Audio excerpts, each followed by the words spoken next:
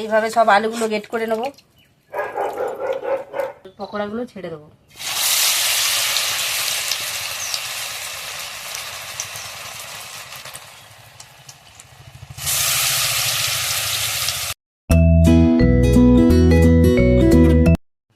নমস্কার বন্ধুরা, মৌমির চ্যানেলে তোমাদের সবাইকে স্বাগত।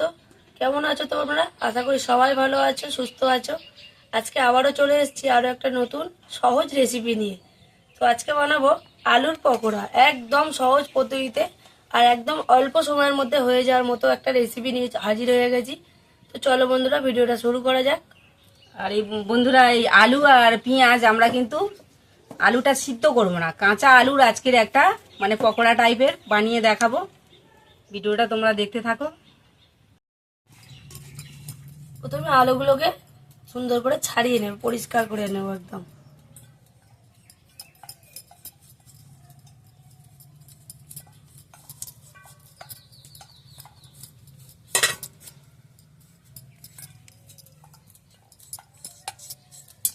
মৌতো ওদিকে আলুগুলো ছাড়িয়ে নিচ্ছে, আমি এদিকে কাঁচা লঙ্কা কেটে নিচ্ছি। একটা কাঁচি নিয়ে নিয়েছি, হাত দিয়ে কাটলে হাত ঝাল লাগবে, জ্বালা করবে হাতে, ওই জন্য কাঁচি দিয়ে কেটে নিচ্ছি।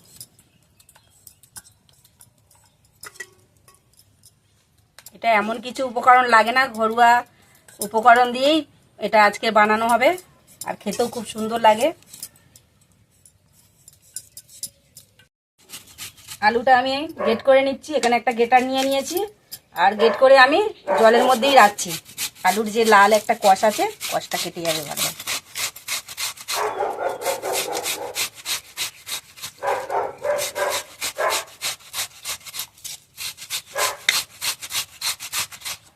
এইভাবে সব আলুগুলো গেট করে নেব।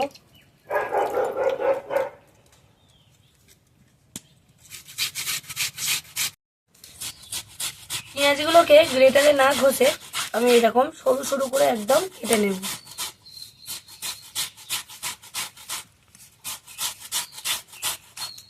যতটা পারবো সরু সরু করে কেটে নেব, একদম সরু সরু।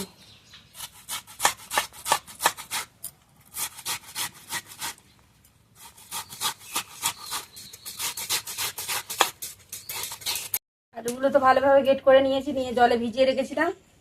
আর এইভাবে আমি একদম ছেঁকে তুলে নেবো, ভালোভাবে চেপে নিয়েছি হাত দিয়ে, একদম আর জল নেই, এইভাবে তুলে নেব।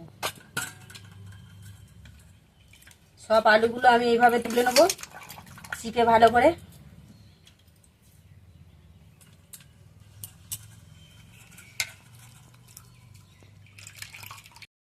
এবার আমি এই আলুর মধ্যে কেটে রাখা পেঁয়াজ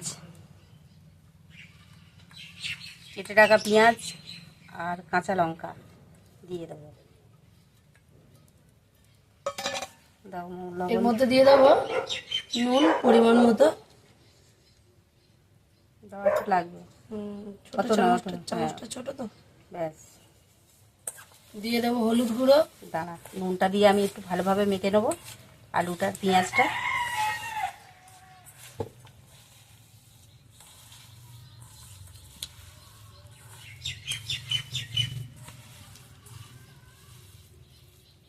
এইভাবে ভালোভাবে নুনটা দিয়ে একটু মেখে নিয়েছি। এবার মশলাগুলো দিয়ে দাও। হলুদ গুঁড়ো, একটু লঙ্কাটা বেশি দেবো, কাঁচা লঙ্কা দেওয়া আছে মোম অনেকটা, পকোড়া তো একটু ঝালঝালি ভালো লাগে। জিরে গুঁড়ো, ধনে গুঁড়ো, একটু গরম মশলা গুঁড়ো, আর শেষে দেবো একটু গোলমরিচ গুঁড়ো। সব রকম মশলা দেওয়া হয়ে গেছে, এবার আমি ভালোভাবে মাখিয়ে নেব। আর লাগবে বেসন, দাও বেসনটা দাও।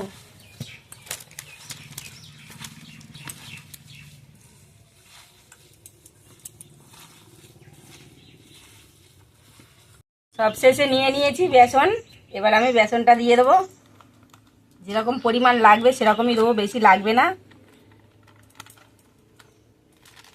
ধরো, লাগলে নেবো, এদিকে দাও।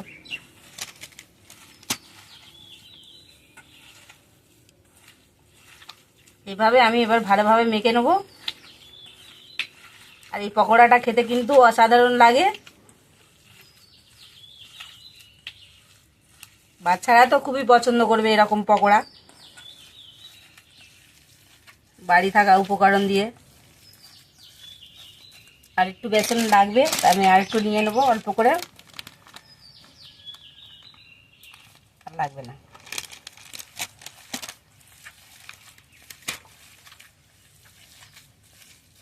উনুনটা জেলে নিয়েছি, ধোঁয়া হচ্ছে। বর্ষার সময় উনুনটা একটু ডিস্টার্ব করে, ওই জন্য আগে থেকে উনুনটা জেলে বসি। ভালোভাবে আমি মেখে নিয়েছি, এইভাবে মেখে নিয়েছি। এবার আমি উনুনে কড়া বসিয়ে দেবো, হাতটা ধুয়ে। তেলটা ভালোভাবে গরম হয়ে গেছে, এবার আমি আলুর পকোড়াগুলো ছেড়ে দেবো।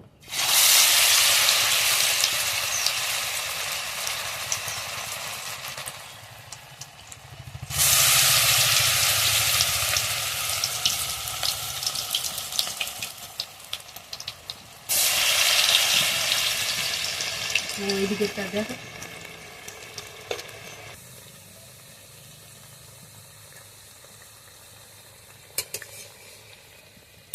লাল লাল করে পকোড়াগুলো ভেজে নিয়েছি আলু পেঁয়াজে। এবারে তুলে নেব।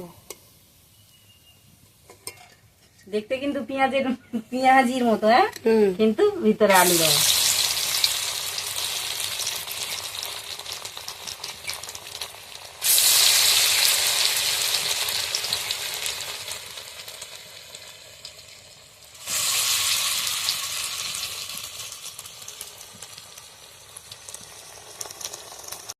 পকোড়াগুলো আমাদের ভাজা প্রায় শেষই হয়ে গেছে, আর একটুকুনি বাকি আছে। আর আমার ওই বাড়ির বাচ্চারা এসেছিল, এসে বলে ঠাকুমা একটু ছোট ছোট করে দাও, তাই বানিয়ে দিচ্ছি কয়টা ছোট ছোট।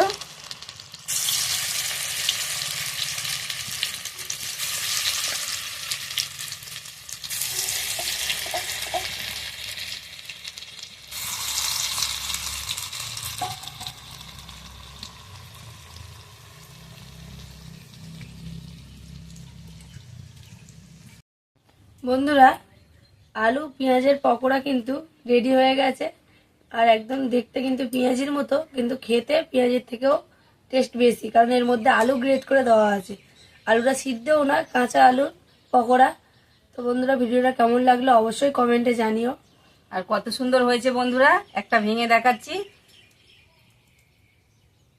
ভিতরে কিন্তু সুন্দরভাবে সিদ্ধ হয়ে গেছে, এরকম হয়েছে, খুব সুন্দর হয়েছে। আর বন্ধুরা, আমাদের পাশে থেকো, আমাদেরকে সাপোর্ট করো। আর যদি ভালো লেগে থাকে অবশ্যই লাইক কমেন্ট শেয়ার করে দিও বন্ধুরা। আর যারা নতুন বন্ধু আছো তারা অবশ্যই চ্যানেলটিকে সাবস্ক্রাইব করে দিও। আজকের মতো ভিডিও আমরা এখানেই শেষ করলাম। নমস্কার।